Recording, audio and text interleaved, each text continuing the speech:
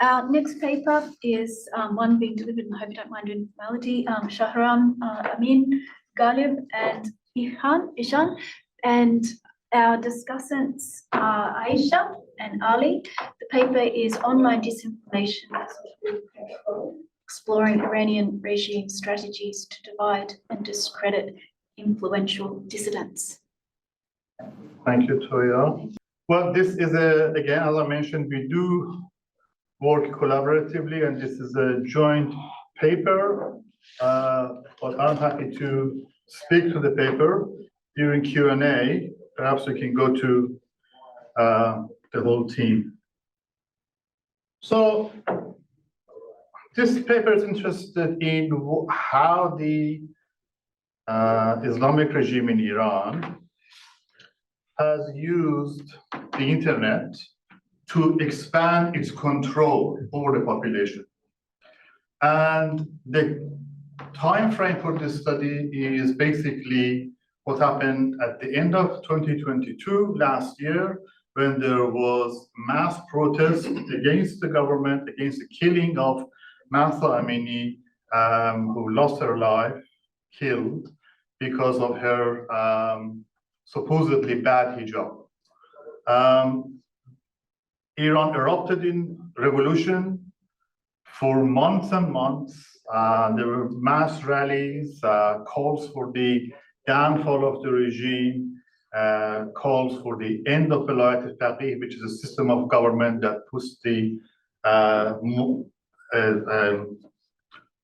supreme leader at the top of the apex with complete control over all organs of the state.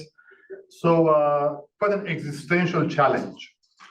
And the challenge to the system was not just on the street, but also online. So there was a lot of online calls for mass mobilization and challenging the state. So what I'd just like to highlight the key patterns and key themes that emerged in this study, and that is the state tried to engage in character assassination, targeting dissidents, especially leaders, trying to discredit the leadership, and really present them as people of unworthy people that are not worth listening to, that have character flaws, or mentally unstable, and cannot be trusted to present an alternative. And then another aspect is that the regime engaged in an elaborate use of conspiracy theories, implying that the dissident leaders and protesters were paid by foreign agents or are paid foreign agents, that they are engaging in acts of violence, even though the protests in the street were, for the most part, were non-violent and peaceful, and that they espoused ideas of separatism, especially when it came to protests in Kurdistan and in Balochistan, two provincial regions in Iran that are inhabited by non-Persians and non-Shia. So what happened? I've already covered. Social media was a very important tool of mass mobilization. Activists, people who wanted to go to rallies, often put their ideas on social media, Facebook, Twitter, Instagram. Instagram is very big in Iran, and they coordinated. And often coordination was taking place between different cities. So protesters in Shiraz and in Mashhad were picking up ideas from each other using social media. There was, as I mentioned, a growing online pressure on the regime, calling for change and calling for an alternative to the regime, saying this regime, the Islamic Republic, has no future. We need a better option. Those of you who are familiar with the politics of Iran, opposition in Iran is quite divided and disparate. There's no unified opposition. It's split along many different lines. There are people who are loyal to the previous regime in Iran, the monarchy, people who sit on the left, communists, socialists, a large chunk in the middle, if you like. But so there's no clear opposition to the regime, and there's no single person that would be respected.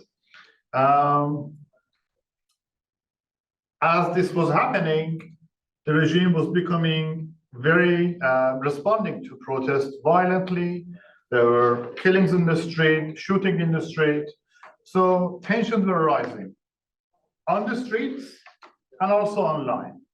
So the regime's perspective on internet is well documented. And here we have the Iranian Supreme Leader talking about how the internet is a venue of deceit, how foreign actors, how foreign powers use the internet to challenge legitimacy of the state in Iran, and how the regime should do likewise, that is, engage with those ideas and promote its own version of the truth, its own version of history online. So Iran likes to, the Iranian regime likes to push threats outside its borders. They have this concept of offensive defense, so that you want to deal with threats outside before they get to the Iranian territory. So the same concept was applied here in terms of challenging opposition online by taking the fight to them, engaging in a jihad and going online and challenging all these opposition messages and putting forward the state narrative. Manipulating public opinions, of course, the objective. The regime would like to make sure that its version of history, its narrative, is widely respected, widely subscribed to, and it engages in that manipulation through a series of measures. It puts forward pro-regime narratives, it attacks credibility of dissidents, and it tries to intimidate, again, dissidents and people who oppose the regime. And that, I will get to it briefly, but just a quick example is that facial recognition software is now used widely in Iran, especially in Tehran. There are facial recognition software attached to special cameras, Chinese-made cameras, that are able to identify protesters. And there have been so many arrests of individuals after the effect. So if you participate in the protest today, 2 weeks later, you might hear a knock on the door at 2 a.m. because you were involved. So, and it's a loop that feeds itself.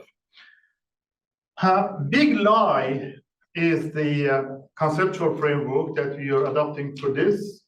And that's, this might sound familiar to you. The bigger the lie, the easier it is for people to believe it. Joseph Goebbels, I think, said that, the big Nazi propagandist. So the Islamic Republic has taken a leaf out of Joseph Goebbels' book. Like everyone else. So lies are obscuring and discrediting alternative narratives. Organized lying is an attempt to limit options available to citizens, generating uncertainty and self-doubt as to what is true, what can we believe, and of course erode the trust and confidence of the participants, of the population in potential alternatives.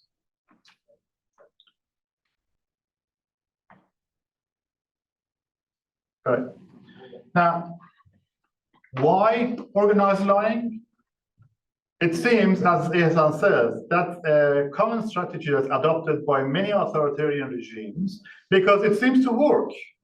And these are some previous studies done on organized lying and the big lie.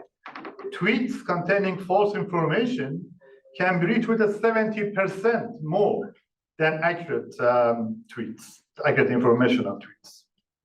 Quite revealing. False information on Facebook attracts 6 times more engagement than factual posts.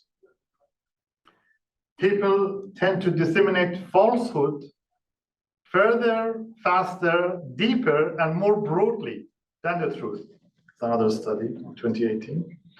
And people might believe this information, but people might believe this information they recall, even if they don't recall whether the source is credible. So I think it's an accepted practice that lying works, and if you lie systematically and often enough, it trumps truth. Pun intended.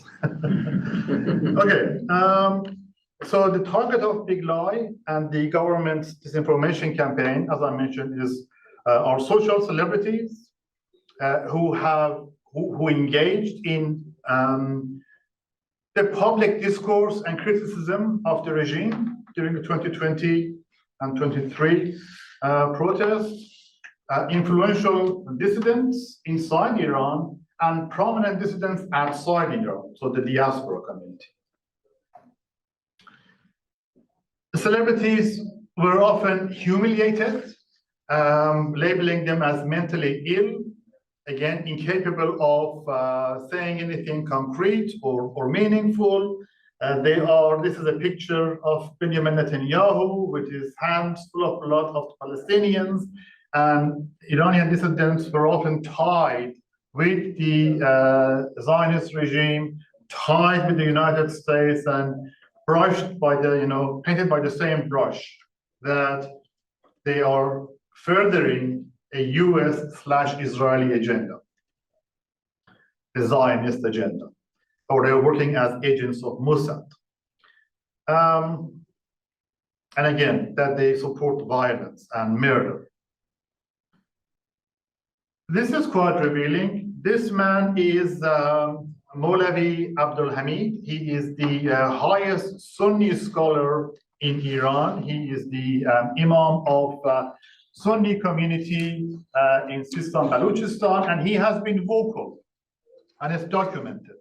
Vocal against the regime, vocal against excesses of regime violence when it cracked down on the population. But he wasn't arrested. He wasn't put in prison. He wasn't tortured. He wasn't assassinated. He was allowed to continue giving his Friday sermons. Why? Because the supreme leader decided that it is more effective to discredit the man than to kill the man. So, and that's documented. That's he made a statement about discrediting Maulavi Abdul Hamid, and the fact that that is going to be a lot more effective in challenging information against the regime. Dissidents in the diaspora have been very, very, how are we doing with time? So yeah, good. 2 minutes? Okay. The diaspora community has been very vocal against the regime. And of course, vocal is online being vocal. Their access to Iran is very limited. But the message has got through. People in Iran often take inspiration from diaspora activists outside Iran.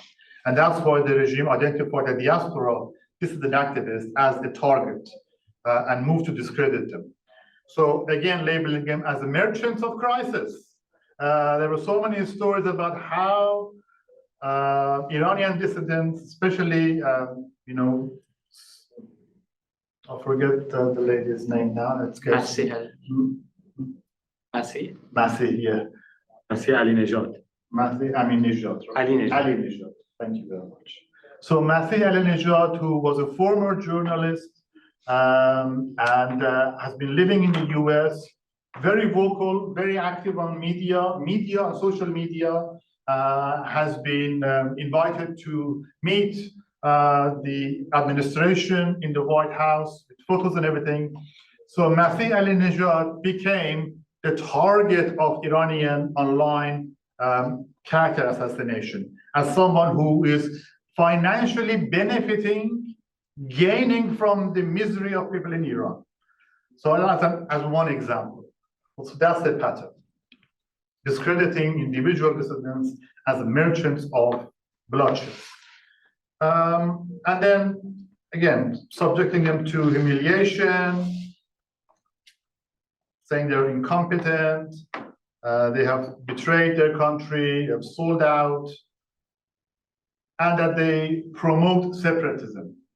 Again, Sistan Balochistan is a Sunni dominated non-Persian ethnic community, same as Kurdistan, and the intensity of the conflict was quite significant, some might say higher than intensity of protest and crackdown elsewhere in Iran in 22-23. There's another aspect to it. 1 minute, time. Another aspect to it very quickly, and that is Mahsa Amini, who was killed by the authorities, was of Kurdish background, and that gave that added layer of operation to what happened with Mahsa.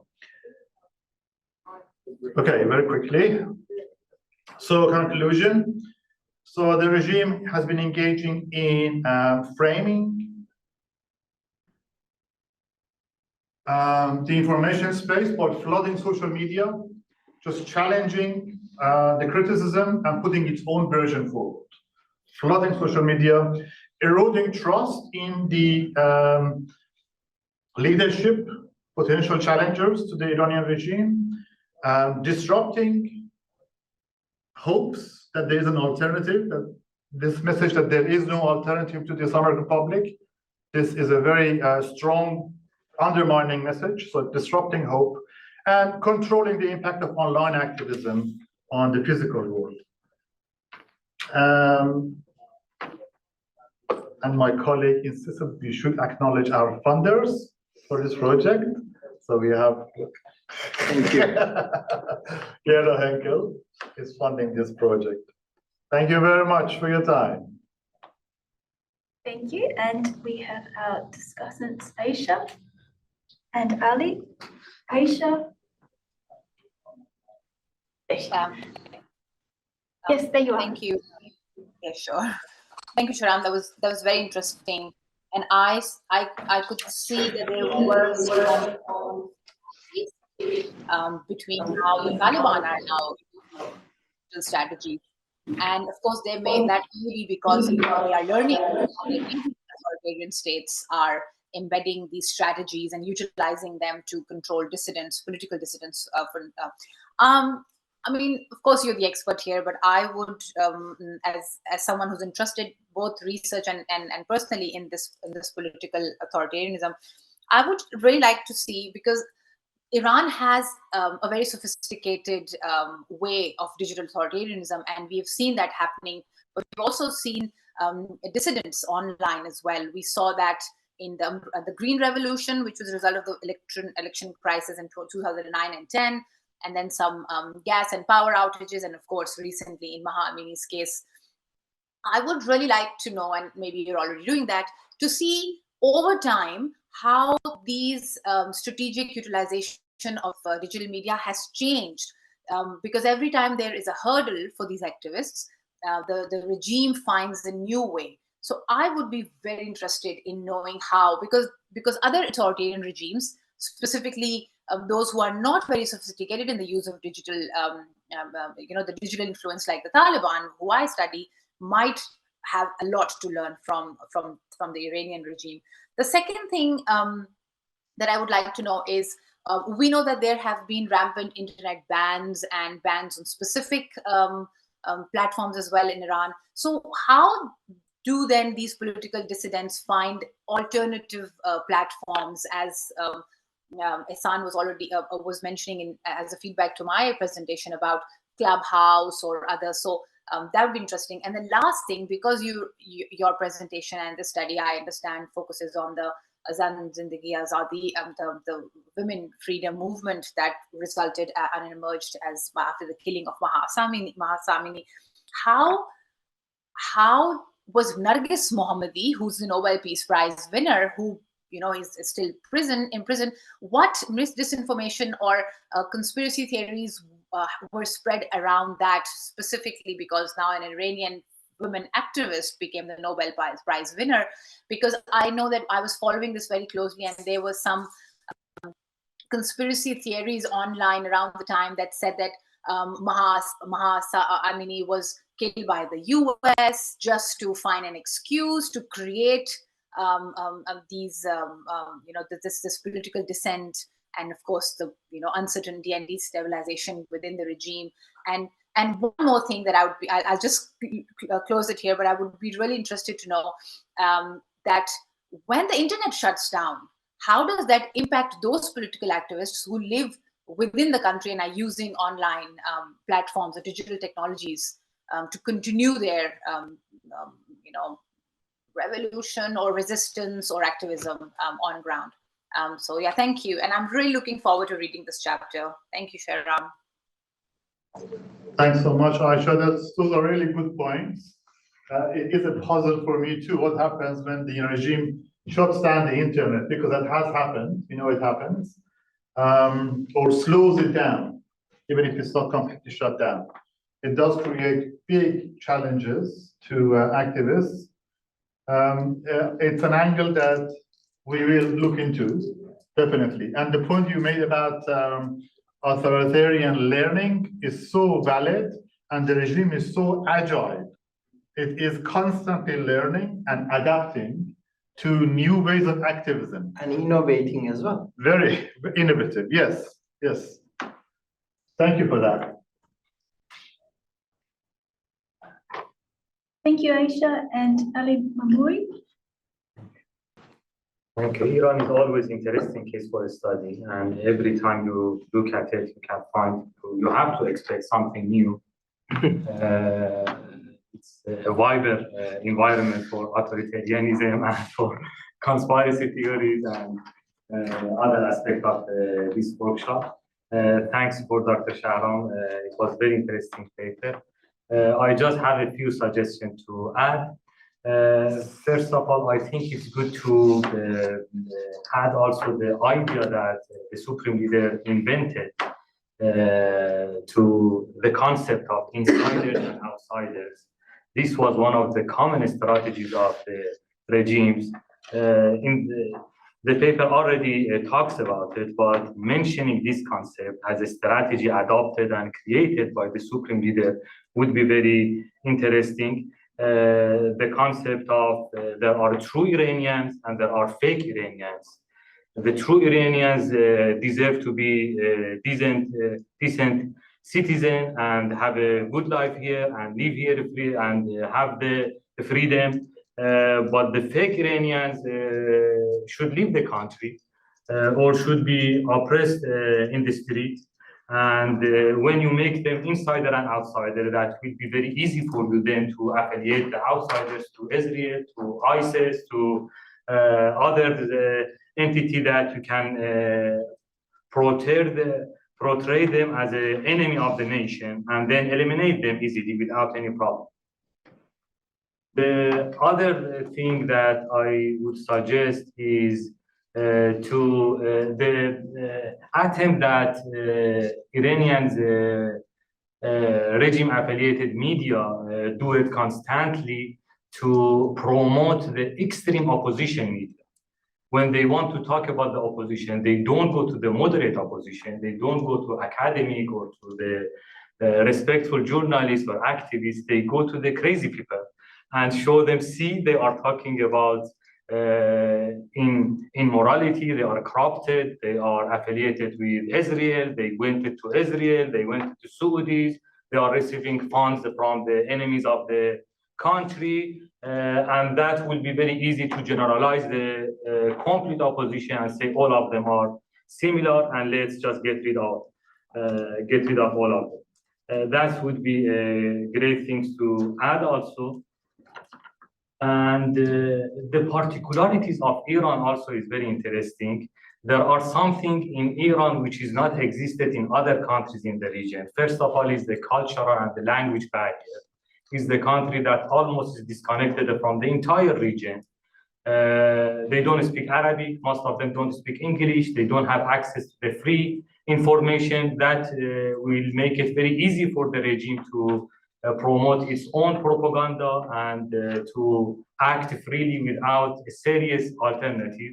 Maybe the only serious alternative for them recently was BBC Farsi, and after that was Iran International, which Iran was very angry about it and trying to continue the conversation with Saudis to shut it down, and they already succeed in some extent. They succeed to remove Iran International from London to America, and the language was getting more moderate recently after the reconciliation with Saudi Arabia.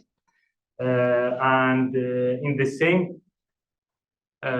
field as well, also it's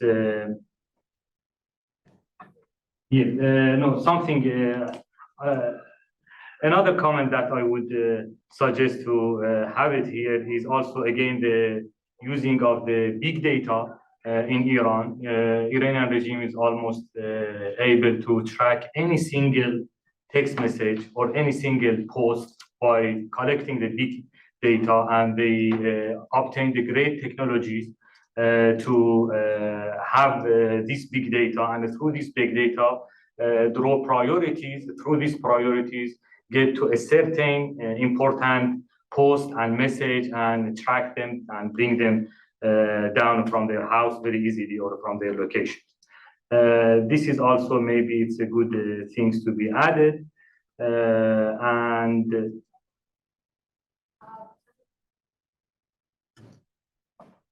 Last thing is also the work on the national platforms in Iran. They made almost everything national and similar in Iran. Instead of Uber, there is a Snap. Instead of YouTube, there is Apparat. And instead of MasterCard and Visa, they have their own banking system. Everything is local, and they are working very hard on inventing a national internet as well, actually intranet, to cut the relationship with the world completely. This is also another thing that helped the regime to move forward and be successful in spreading the fake news, the conspiracy theories, and the humanization of the opposition. Thanks again for this great day. Thank you, Ali. Thank you very much. So yeah, just very quickly, if I could reply. Very good points. Thanks so much. Some of the points that you raised will be published in another paper, looking at the Iranian system of building its own national intranet network that is cut off from the rest of the world. But really good points. Thanks so much. Our next speaker is unable to be here, and they are a single author, so we don't have back David to present to us today. Ihsan, are there slides that you'd like to share? Yes, just for 1 minute. Becky sent me her almost full paper, and as you can see, more than 5,000 words, and also her slides. I'll share her slides too. Yeah. But yesterday evening, they had a health scare about her father, so she had to travel to outside of Melbourne. She couldn't come. So the discussants, Priya, Naiden, I've sent you the full paper, I think. If you can, in writing, send your feedback to her, that would be nice. But this will be a good contribution to our edited book. And also this will be complementing our paper with Priya, Susan, and Anand on the domestic and transnational aspects. Maybe most probably we'll follow Galib's advice and we will chuck the domestic dimension out, because Becky is doing it very beautifully, and for Turkey, Bülent is doing it. So We'll just focus on the transnational aspect. So these three papers will really complement each other, and they will all be good contributions. So yeah.